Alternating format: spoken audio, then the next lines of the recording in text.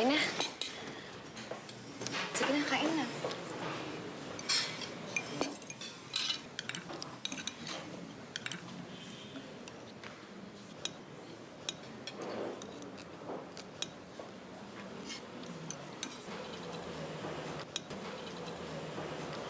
Sorry, Rochelle, ah.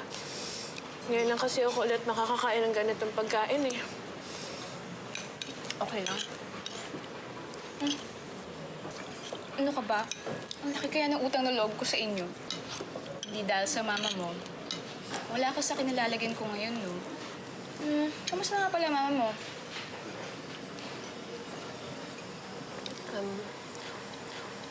Wala na siya, eh. Nawala kasi siya nung naundoy kami. Hindi na namin siya nakita ulit. Ako?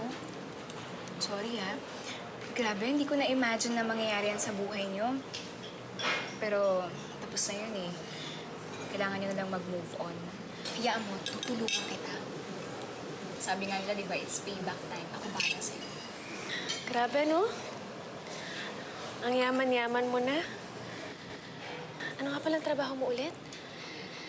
Singer ako sa Hong Kong.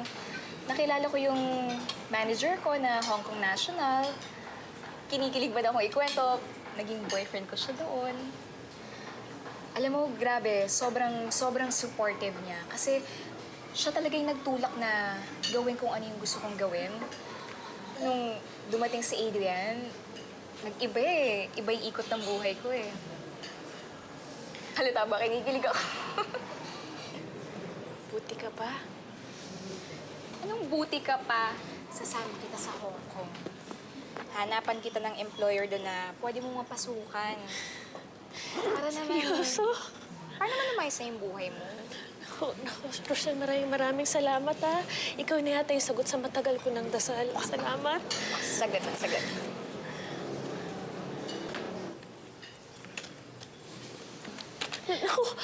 Naku, hindi na. Masyado nang abala yan. Ang dami-dami mo nang pinimili para sa pamilya ko. Sapat na yan. Ang laki-laki ng pera niyan. Hindi ko kayang bayaran yan. Ano ka pa? Hindi mo babayaran yan, no? Hindi yan utang. Regalo ko yan sa'yo. Basta gamitin mo yan pag dumating na yung employer na sinasabi ko sa'yo para makabangon ka na, friend. Sige na. Salamat, ha.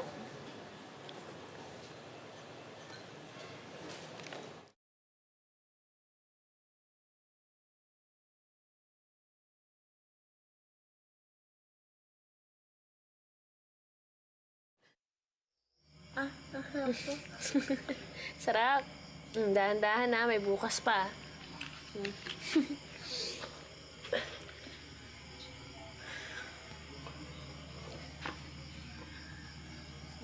Rodel, sabi nga pala ni Rochelle, ihahanap na daw ako ng trabaho sa Hong Kong.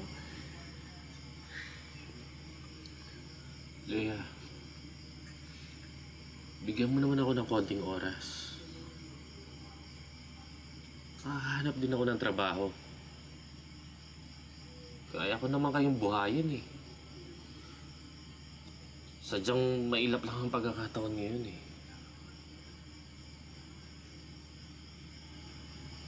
Rodel, taga mo yung mga anak natin.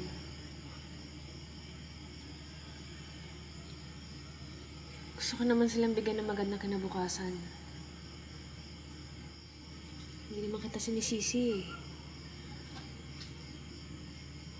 Alam kong minamalas lang talaga tayo ngayon.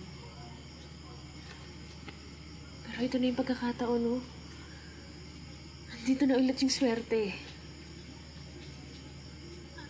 Ayoko nang pakawalan to, Rodel. Kaya tulungan mo ako. Hindi ko to kaya mag-isa lang.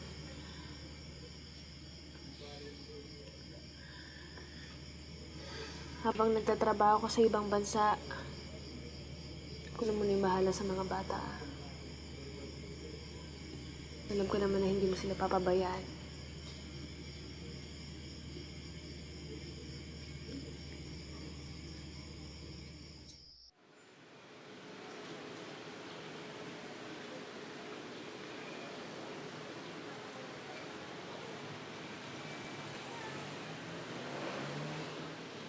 Okay, girls, paki-jot down nyo lang sa inyong mga papel.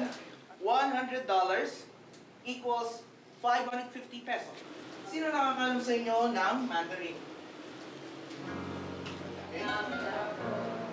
How about Hokkien or Fukien? English. Sino naman nakakalam sa inyo ng English?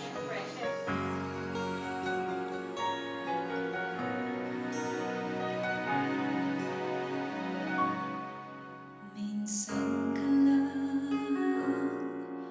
tumaan sa buhay ko. Inibig kang labis ng puso ko. Akala ko ay tayo na at bigla yatang nagbago ka ng damdamin. Bakit na kaya mong gawin? Parang kahapon lang, wala ka na sa piling ko. Tiniis mo ba na di ako siyang kasama mo?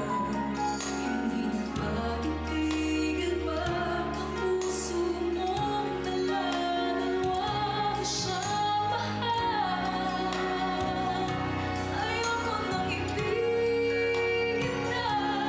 Bakit ba nakita kang muli? Bakit ika'y nagbabalik? Nagtatanong ang puso ko. Bakit pinahirapan mo? Nasasaktan ang ako sa naglahong pangako mo. Nakikiusap ka muli na ika'y ibigin ko. Ayoko na. Ba't ba nakita ka muli?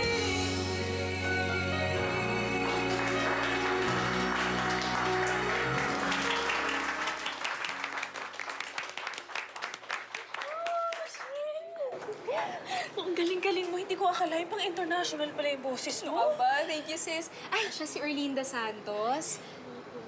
Ay, Bale, nandito siya ngayon sa Manila para formal nang ibigay yung ticket mo tsaka yung kontrata niyo para sa pagtatrabaho mo sa Hong Kong. Tsaka, siya rin yung magiging amo mo doon. Oh, ready ka na ba? Next week na alis natin. Tapusin mo na dapat mo ayusin.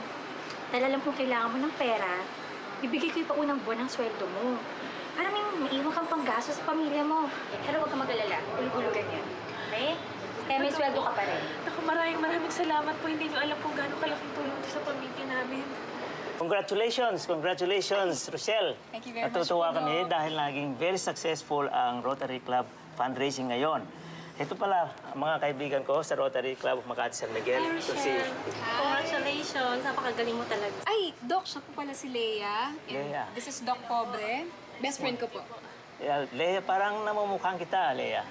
Eh, ako po yung tinulungan niyo na naundoy. Now I remember. Yeah, kumusta ka naman na ngayon? Okay lang naman po. Ito, pupunta kami ng Hong Kong kasi magtatrabaho na po ako doon. Siyempre, tinulungan po ako ng kaibigan ko at ng employer ko, si Miss Santos.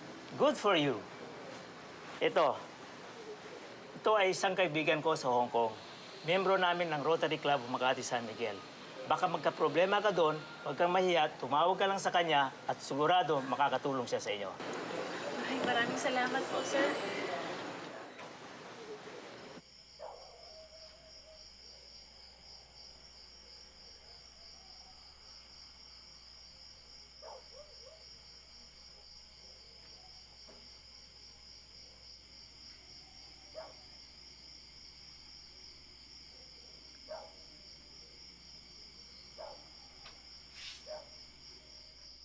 Mag-isa kang umalis ng Pilipinas? Kasama ko po yung employer ko, si Miss Santos. At saka may isa pang Pinay. Sino Pinay? Si Chedeng. Huwag na kaya akong umalis. Uwi na tayo, me! Ano ka ba? Pag-usapan na natin yan. 2 taon lang naman yung kontrata mo doon. Tsagain mo na. Bruho ka talaga, no? Ikaw siguro mambababae ka eh. Ako mambababay lang. Siguro pag nasa Hong Kong na ako, ubusin mo yung mga padala ko sa'yo, no? Ano? Alam mo talaga ikaw, subukan mo na talaga mambabae na kulalas na sangkitan yung leeg mong yan! Hindi ako mababae. Alam mo namang ikaw lang ang dahilan kung bakit ako gumigising sa umaga. Talaga? I love you. I love you Sweet-sweet too. mo I talaga. love you too. Madali ko na bahala sa mga bata, ah. Huwag mo silang papabayaan. Oo naman. Huwag mo na kaming alalahanin. Basta huwag ka magpapabaya. Malayo ka sa amin. Basta ito, tatandaan mo. Mahal na mahal ka namin ng mga bata. Kaya pala, tumawag ka na lang agad sa kapitbahay natin. Ite-text ko sa'yo yung bagong number ko kapag nakabili na ako ng cellphone next week. Mag-ingat kayo, ah. Leia! Chideng, halina kayo.